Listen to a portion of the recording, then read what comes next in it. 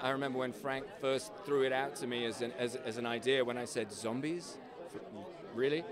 And he said, no, it was always going to be a character study. It was always going to be about how an environment changes people and how a horrific environment changes people, and some turn to the dark and some try and keep hope alive, and Lord of the Flies was a book that was sort of said, we're trying to do this, as a sort of social experiment. So it was always going to be about the humans. And I think that that's the comic book as well. Very much the zombies become sort of the background. But interestingly, this season, the zombies are very much back in the foreground. It's crazy. I don't know what I feel like. Yeah, he's a complicated cat. He's had a lot of scrapes and bruises, mentally, physically, and emotionally all the way. But yeah, it's a spillover from last year. It's a direct pickup, and so you see a man who's very driven, not willing to, tolerate incompetence.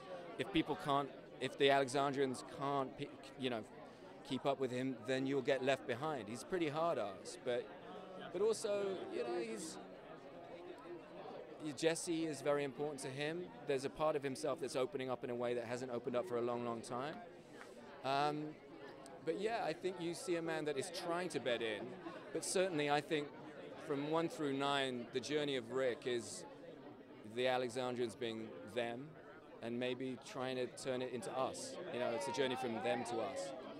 Yeah, well, I'm from Zimbabwe. People watch it there. I've been stopped on the streets of Zimbabwe for being Michonne.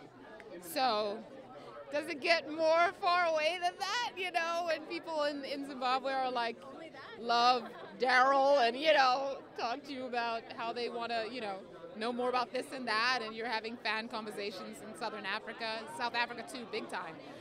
So yeah, no, it is, and it's really exciting to see that my work in the United States is embraced by my other home that's so far away. That connecting thing that's happened is so exciting. And now the fact that I get to be here every day with my favorite actors.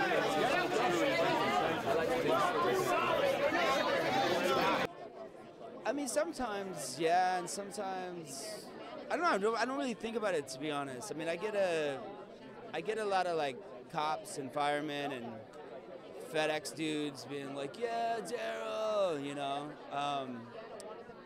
and I don't really do those things where you see those people, to be honest, that know that they're loved, to be honest. I live in the woods, and I come home to New York and hang out with my kid and hide in my apartment. So, I don't know, it's nice. It's, sometimes I get it.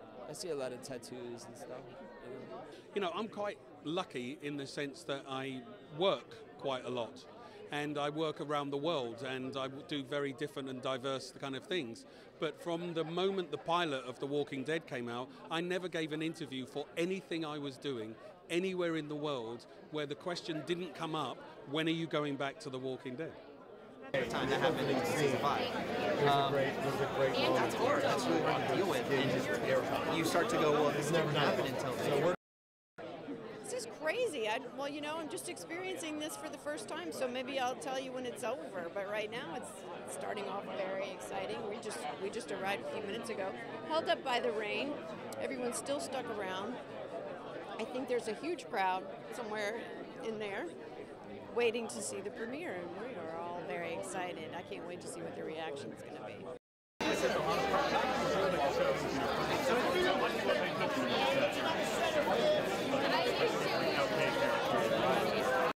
From what I've seen, we had a rehearsal today in there, and it's a giant arena with, 18,000 seats, and Led Zeppelin's played here. I think Muhammad Ali fought here, so it's really a special venue. I'm honored to be here. I don't think this has ever happened for a TV show here, so I'm very excited. The show is beloved because it writes about and storytells about problems of this world now that are so deep, so profound, and so cellularly embedded in the millennials and those of us who are alive at this moment. that as the show runs its story, you run your tape. We have weapons of mass destruction, and the walkers aren't walkers. It's important to live in the metaphor. The walkers are ISIS, Ebola, murderers, people who suck the blood out of this very earth. And the biggest danger to our little blue-green marble, with this little blue-green marble isolated in a vast universe, and so far we've found no life on any other planet, so we're alone at the moment. And our biggest threat is the Homo sapiens soaking this whole planet in blood. So how do we survive that? How do we turn that about? How do we demand that humanity will dominate over this kind of savagery?